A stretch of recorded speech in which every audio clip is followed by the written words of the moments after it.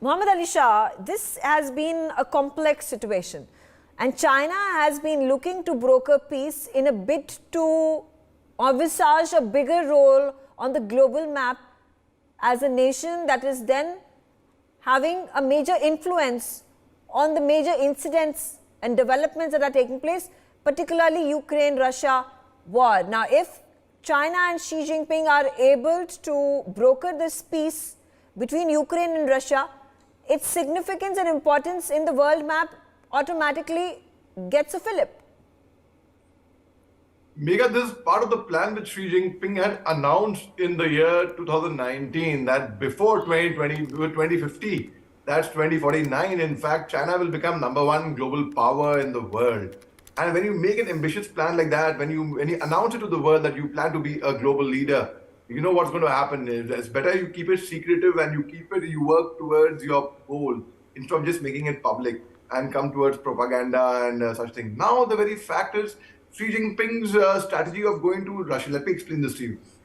Countries like Israel, Turkey, India, they did their best to bring in peace. India succeeded to a large extent. They made some ground. For example, because of India only, there was humanitarian corridor which was established, the ceasefire.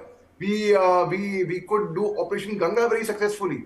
Now, I'll give you another example, Megha.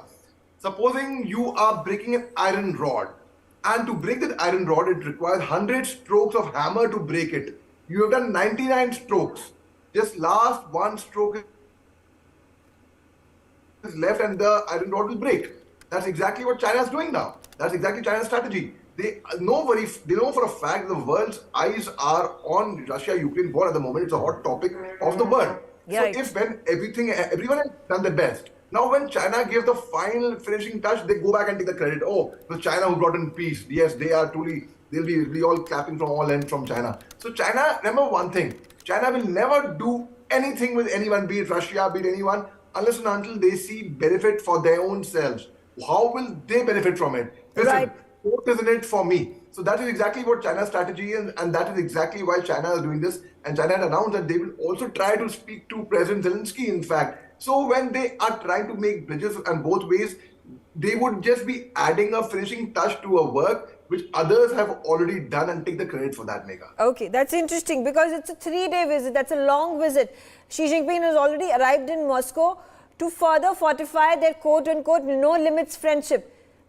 What does that mean, keeping in mind there have already been massive trade deals, defense deals, oil deals that have been done between Russia and China? And I would like to also mention, Major Mohammed Ali Shah, that just recently, a few days back, there was a peace treaty that was brokered by China, and the two stakeholder parties were Saudi Arabia and Iran. So China and Xi Jinping and CCP are increasingly putting it out on the world map that their clout is increasing as the big arbitrators in the global crisis and the multipolar world that the world is living in.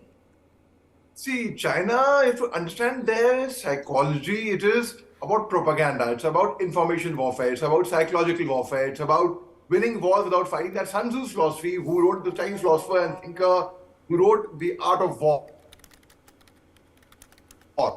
And so basically China wants to achieve its objective, its goal, by hook or by crook. Through unethical means, they don't care. They don't care about the world. They just want to be there, leading the pack from front and being the #1 global power. I would say they are envious of us as well. I would say that. They're envious of the US. They're envious of us. How? Because when they saw India's relationship with Russia, with Ukraine at the same time, so China said, "Hum kyun piche rahe hain bhai? Bhi aage aate hain, hum bhi apni taang adate hain." So China is actually not interested in actually genuinely bringing in peace. I'll tell you this as well. Because with the war, ultimately in the long circle, China benefits in the long run. The more sanctions on Russia, mind you, China benefits indirectly.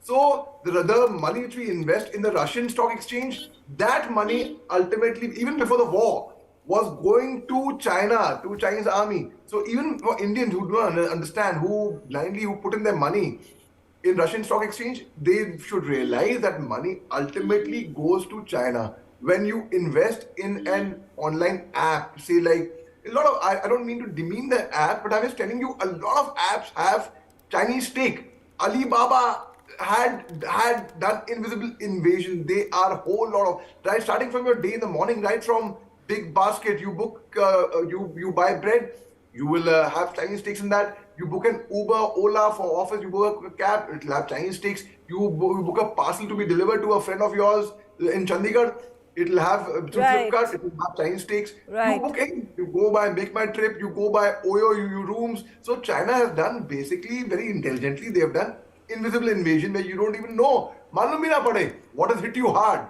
So that is what China's strategy is. And when you detect China's strategy, when you understand their psychology, that's the time. See, you have to repay back in the same coin. You have to speak to them in the same language. Like to catch a thief, you have to think like a thief for police. So that is exactly when you understand and think like a Chinese, crooked, sly, slimy, you will know what they are up to, what the bigger plan is, and that's how you would be able to counter that mega. Okay, all right. You know, there's news pouring in, and this is going to be an interesting geopolitical, geostrategic strategy that is being utilized. On the one hand side, the axis that has been created by Russia, China and Iran. On the other side, it is US, Japan, Australia, UK and other European nations. Now, Prime Minister Kishida, who was in India in the last 24 hours, has decided to make a surprise visit to Ukraine. And while there is Xi Jinping, who's in Moscow, in the neighboring country is Kishida, and there were also talks that Prime Minister Kishida is going to speak to Prime Minister Narendra Modi over brokering a peace deal between Ukraine and Russia, and also perhaps influencing India into going about giving their heads up and a thumbs up to what US and their allies in the NATO are building the narrative against Russia. Right. See, Japan is a very, very good. The location is strategic, and also it's part of the Quad. It's a very important country, the Quad, like the Australia, the America, Japan, India. India is a strategic partner. Now, China has repeatedly trying to rename Japanese island, like for example, Senkaku Island. Now, when Chinese Fumio Kishida goes to Ukraine, yes, I think it's a welcome step. Why not? And he can bring in a lot of change, a lot of peace. At the same time, when Xi Jinping, the Chinese premier, as a lot of people would like to call him ping pong fellow, when he is there present in Russia at the moment, yes, they could be, it could be conflict situation where this thing can occur. Now, the very fact is, by hook or by crook, there has to be peace in Russia-Ukraine war, because ultimately the whole world is going to be bearing the brunt of it. Right now, people are not realizing it. Slowly and gradually, it's sneaking, it's slipping away. But then, before it's too late. So now the very fact that the Japanese premier is there in Ukraine, I feel he could bring some ground over there at least, Megha. Okay. On that note, I thank you, Major Mohammed Ali Shah.